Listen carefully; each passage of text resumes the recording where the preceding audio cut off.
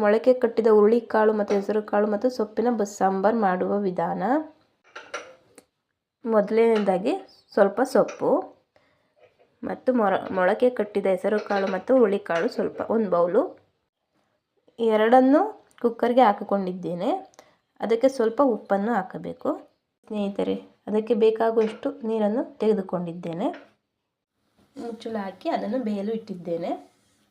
ಸೊಪ್ಪು ಮತ್ತು ಕಾಳು ಬೇಯುವಷ್ಟರಲ್ಲಿ ಮಸಾಲಕ್ಕೆ ಬೇಕಾಗುವ ಪದಾರ್ಥಗಳನ್ನು ರೆಡಿ ಮಾಡಿಕೊಳ್ಳೋಣ ನಾವು. ಮೊದಲನೆಯದಾಗಿ 2 ಸ್ಪೂನ್ ಸಾಂಬಾರು ಪೌಡ್ರು ಮನೆಯಲ್ಲೇ ರೆಡಿ ಮಾಡಿಕೊಂಡಿರೋಂಥದ್ದು.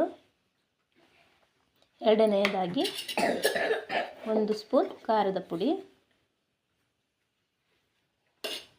ನಂತರ ಸ್ವಲ್ಪ ಹುರಿದ ಈರುಳ್ಳಿ ಮತ್ತು ಬೆಳ್ಳುಳ್ಳಿ, ಸ್ವಲ್ಪ ಹಸಿ ಈರುಳ್ಳಿ, ಹಸಿ ಕೊತ್ತಂಬರಿ, ಹಾಗೆ ತುರಿದುಕೊಂಡಿರುವಂಥ ತೆಂಗಿನಕಾಯಿ ತುರಿ ಸ್ವಲ್ಪ.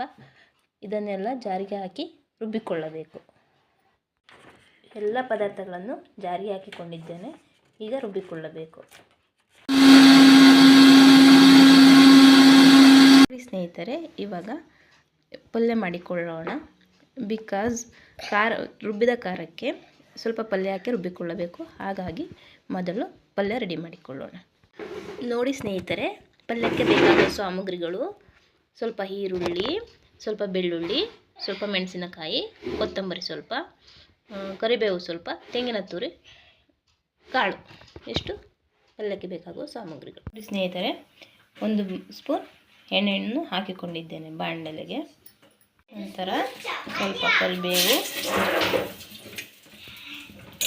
ಈರುಳ್ಳಿ, ಬೆಳ್ಳುಳ್ಳಿ, ಹಸಿಮೆಣಸಿನಕಾಯಿ,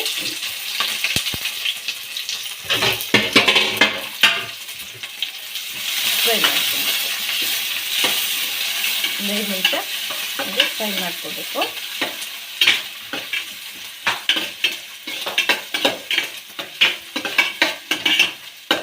ಕಾಣ್ತಿದ್ದೀರಲ್ಲ ಸ್ನೇಹಿತರೆ.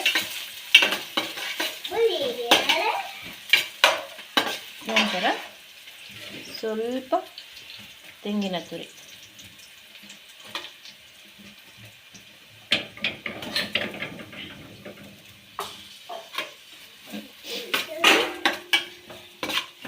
ಸ್ವಲ್ಪ ತೆಂಗಿನ ತುರಿ ಹಾಕಿ ಫ್ರೈ ಆದ ನಂತರ ಸ್ವಲ್ಪ ಕೊತ್ತಂಬರಿ,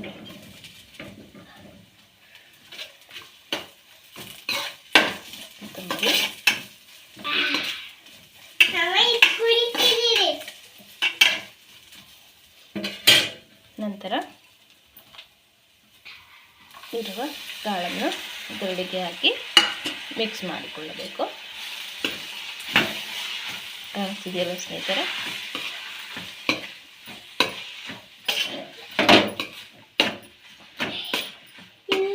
ಇದಕ್ಕೆ ನಾನು ಉಪ್ಪು ಹಾಕಿಕೊಳ್ಳೋದಿಲ್ಲ, ಏಕೆಂದರೆ ಬೇಯೋ ಕಾಳಿಗೆ ನಾನು ಆವಾಗಲೇ ಉಪ್ಪು ಹಾಕಿದ್ದೆ. ಹಾಗಾಗಿ ಇದಕ್ಕೆ ಉಪ್ಪು ಹಾಕಿಕೊಳ್ಳುತ್ತಿಲ್ಲ ಸ್ನೇಹಿತರೆ. ಈಗ ಪಲ್ಯ ರೆಡಿಯಾಗಿದೆ.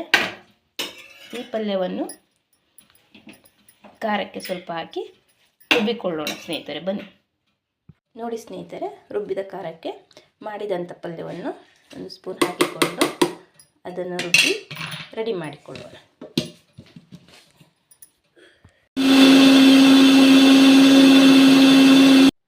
ಖಾರ ಸಣ್ಣಗಾಗಿದೆ, ಸಾಕು ಸ್ನೇಹಿತರೆ. ಈ ಹದಕ್ಕಿದ್ದರೆ ಸಾಕು. ನೋಡಿ ಸ್ನೇಹಿತರೆ, ಈಗ 3/4 ಭಾಗ ಸಾಂಬಾರು ರೆಡಿ ಆದಂಗಾಗಿದೆ. ಈಗ ನೆಕ್ಸ್ಟ್ ಸಾಂಬಾರು ಒಗ್ಗರಣೆಗೆ ಸ್ವಲ್ಪ ಕರಿಬೇವು, ಸ್ವಲ್ಪ ಹಸಿ ಈರುಳ್ಳಿ, ಸ್ವಲ್ಪ ಟೊಮೊಟೊ ಮತ್ತು ಬೆಳ್ಳುಳ್ಳಿ, ಮೆಣಸಿನಕಾಯಿ ಮತ್ತು ಸಾಸಿವೆ. ಇದು ಹುಣಸೆ ರಸ, ಇದು ರುಬ್ಬಿದ ಖಾರ, ಇದು ಕಾಳಿನ ರಸ. ನಂತರ ಬಾಣಲೆಯನ್ನು ಸ್ಟವ್ ಮೇಲೆ ಇಟ್ಟಿದ್ದೇನೆ. ಒಂದು ಸ್ವಲ್ಪ ಆಯಿಲ್ ಹಾಕಿಕೊಳ್ಳೋಣ. ಸಾಕು ಸ್ನೇಹಿತರೆ. ನಂತರ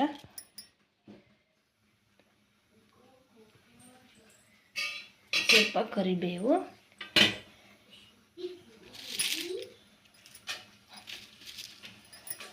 ಸ್ವಲ್ಪ ಸಾಸಿವೆ, ಸ್ವಲ್ಪ ಬೆಳ್ಳುಳ್ಳಿ,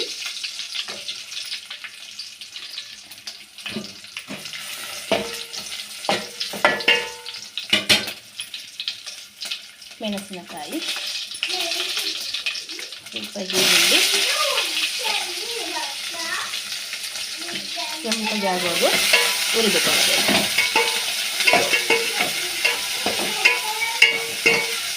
ಇದಕ್ಕೆ ಒಂದು ಟೊಮೊಟೊ ಹಾಕಿಕೊಳ್ಳಬೇಕು.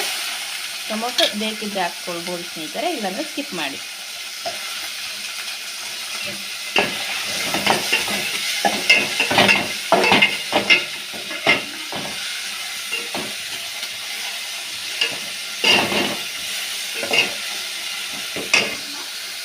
ಒಂದು 5 ನಿಮಿಷ ಬಿಡೋಣ ಸ್ನೇಹಿತರೆ.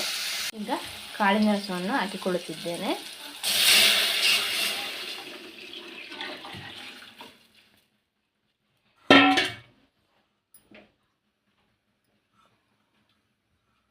ನೋಡ್ತಿದ್ದಾರಲ್ಲ ಸ್ನೇಹಿತರೆ,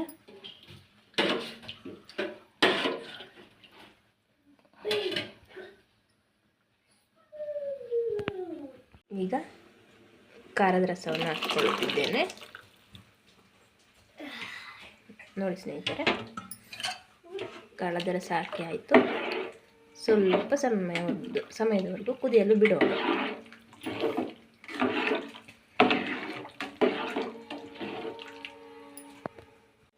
ಸ್ನೇಹಿತರೆ, ಸ್ವಲ್ಪ ಹುಣಸೆ ರಸವನ್ನು ಬೆರೆಸೋಣ. ಇದಕ್ಕೆ ಸ್ವಲ್ಪ ಬೆಲ್ಲವನ್ನು ಹಾಕಿಕೊಳ್ಳಬಹುದು. ನಮ್ಮ ಮನೆಯಲ್ಲಿ ಬೆಲ್ಲ ಲೈಕ್ ಮಾಡಲ್ಲ, ಹಾಗಾಗಿ ನಾನು ಹಾಕ್ಕೊಳ್ಳೋದಿಲ್ಲ. ನಿಮಗೆ ಬೇಕಾದ್ರೆ ಹಾಕ್ಕೋಬೋದು, ಇಲ್ಲ ಸ್ಕಿಪ್ ಮಾಡ್ಬೋದು.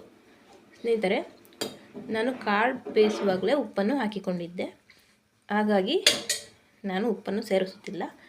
ನಿಮಗೆ ರುಚಿಗೆ ಬೇಕಾದಷ್ಟು ಉಪ್ಪನ್ನು ಹಾಕಿಕೊಳ್ಳಬಹುದು.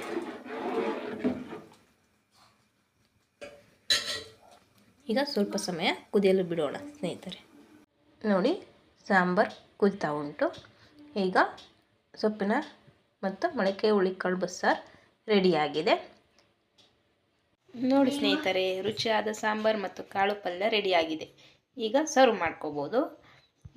ನಾನು ಮಾಡಿರುವಂಥ ಈ ಬಸ್ಸಾರು ರೆಸಿಪಿ ಇಷ್ಟವಾಗಿದ್ದಲ್ಲಿ ಒಂದು ಲೈಕ್ ಕೊಟ್ಟು ಕಮೆಂಟ್ ಮಾಡಿ ಸಬ್ಸ್ಕ್ರೈಬ್ ಮಾಡ್ಕೊಳ್ಳಿ ಸ್ನೇಹಿತರೆ.